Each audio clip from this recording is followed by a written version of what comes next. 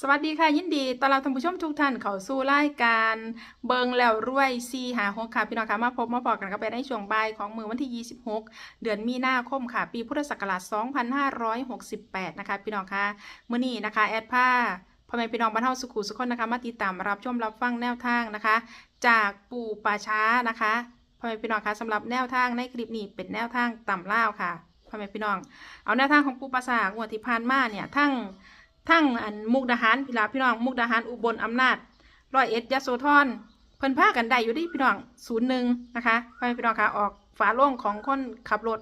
พอดีนะคะพ่อแม่พี่น้องเอามื้อนี้นะคะปูแล้วก็มีแนวทางมาเว้าสู่ฟังค่ะพี่น้องคะแนวทางของปูปราสาทต่ำเล่าแรงนี่ค่ะสิได้ว่าเป็นตัวใด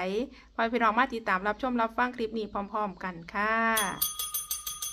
เป็นวันที่26เนาะค่ะอากาศก็ร้อนหลวงปู่เพึ่งไปจิตไปสันเศร้าอยู่งานทำบุญครูแข่งของไอ้คำพูนคนที่เสียไปแล้วคนที่สองคือว่าคนขับรถเป็นคนที่สองคือว่าครูแข่งก็ว่าได้เนาะเคยได้ยินว่าครูแข่งเนาะพอดียุคจังหวัดกำแพงเพชรก็เพิ่งกลับมาฉันแล้วกลับมาอุทัยธานีอำเภอล้านสักเรียบร้อยแล้ว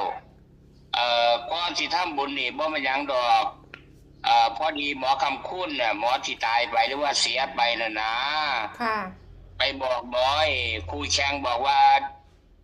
บอกเลขเล่าแทนในเด้อจัก2มื้อนะจัก2งวดคือวันพุธและวันศุกร์นี่คำคุ้นบ่ได้บอกคำคุ้น10ขึ้นไปเอาไปหาเลขใหญ่วันที่1เมษา3โตตรงๆมาฝากโยมแจ้ว่าสิกลับมาวันที่29จังสิได้มาบอกค่ะฉะนั้นเฮาก็อัดหมอได้มาแล้วเฮาต้องอัดเช้าวันที่29เนาะเป็นเลขใหญ่เนาะค่ะฉะนั้น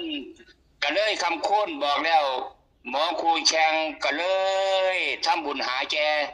เฮ็ดบุญอยู่บ้านอยู่จังหวัดกำแพงเพชรพุ่นล่ะหลวงปู่เพิ่งกลับมาถึงปราสาทแล้วก็เลยถามคำคุ้นถามไอ้หมอคุยแข่งบ่แม่นหมอคำคุ้นเสียไปแล้วค่ะเลยถามคุยแข่งว่าตัวใดล่ะไอ้หำกาอายุผม45ปีแล้วหลวงปู่พุ่นน่ะขับรถนำหลวงปู่มาเนี่ยขับมา4-5ปีแต่ว่าผมมีครอบครัวผมก็บ่ค่อยได้ไป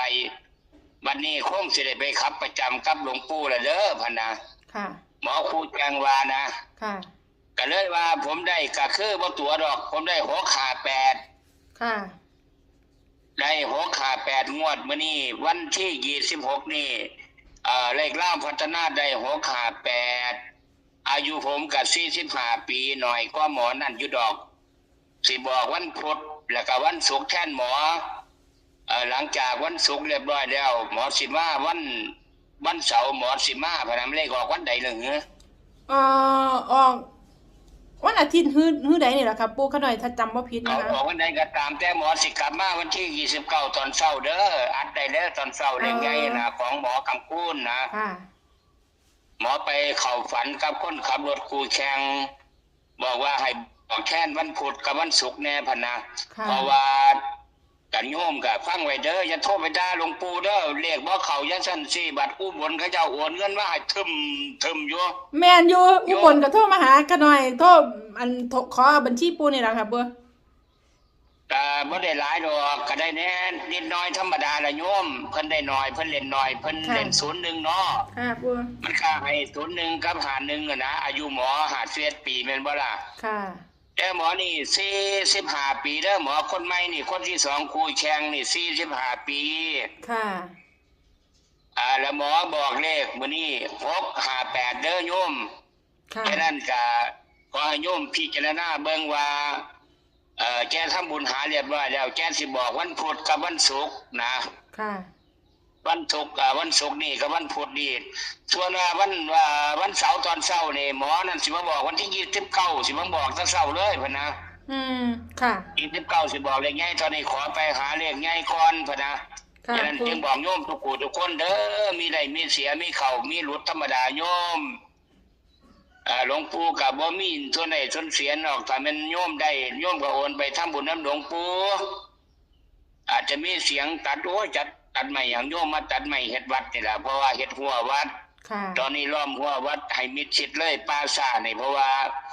มันเป็นปราสาทเป็นวัดเลยหรอกหัวแล้วโยมก็เลยตัดต้นไม้ออกนะ ค่ะ ฉะนั้นก็ขอให้โยมรับทราบเด้อมื้อนี้ครูแข่งให้658อายุครูแข่งก็45 ปีนะครับขอจบแค่นี้ขออำนวยพรให้ญาติโยมทุกผู้ทุกคน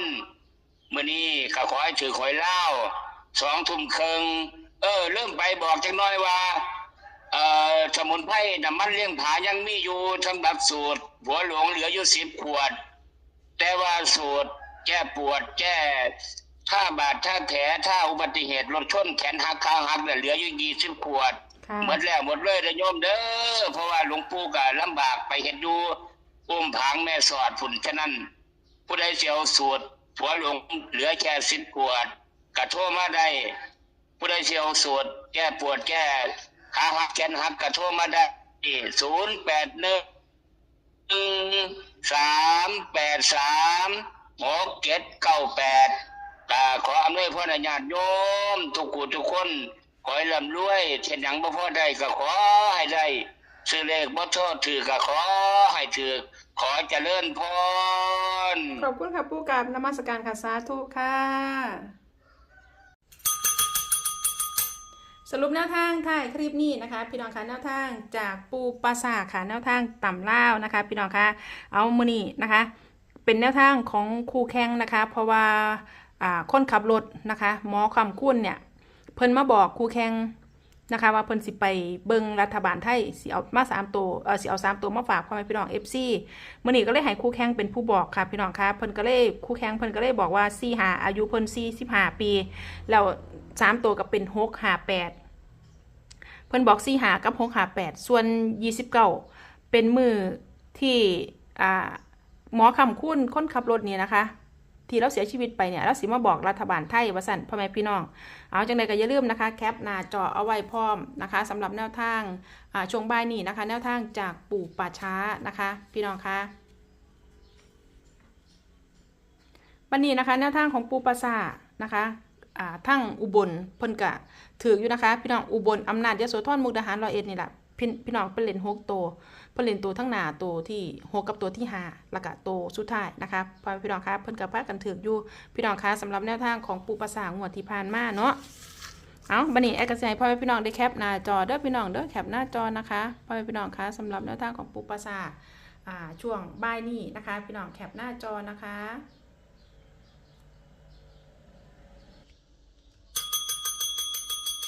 พี่น้องคะก็มีประมาณนี้ค่ะสำหรับแนวทางของปูปราสาทมื้อนี้ค่ะจังใดก็อย่าลืมนะคะนำไปพิจารณาเบิ่งค่ะพี่น้องคะทางช่องนำเสนอเพื่อเป็นแนวทางนะคะโปรดใช้วิจารณญาณในการรับชมรับฟังนะคะแล้วก็เป็นความเชื่อส่วนบุคคลนะคะขอขอบคุณพ่อแม่พี่น้องบ้านเฮาสุขุสุขคนสำหรับการติดตามรับชมรับฟังค่ะแล้วก็ต้องขอขอบคุณสำหรับข้อมูลแนวทางในคลิปนี้นะคะขอขอบคุณแนวทางจากปู่ป่าช้าค่ะสำหรับพ่อแม่พี่น้องท่านใดที่เขามาเห็นคลิปนี้เป็นเทื่อแรกค่ะถ้าไม่อยากสิพลาดกับแนวทางเด็ดๆแบบนี้นะคะเขามาแล้วก็อย่าลืมค่ะฝากกดติดตามกดไลค์กดแชร์กดกระดิ่งแจ้งเตือนทั้งหมดนะคะเพื่อที่จะได้บ่พลาดทุกคลิปทุกข่าวสารแนวทางจากทางรายการนะคะพ่อแม่พี่น้องคะสำหรับคลิปนี้ทั้งเบอร์ทั้งมวลของปูกับมีเพียงซ้ำนี้นะคะพ่อแม่พี่น้องคะแอดก็สิได้ขอตัวลาพ่อแม่พี่น้องบ้านเฮาสุขุสุขคนไปก่อนค่ะเอาไปพอกันไม่ก็เป็นในคลิปหน้านะคะสำหรับคลิปนี้สวัสดีค่ะ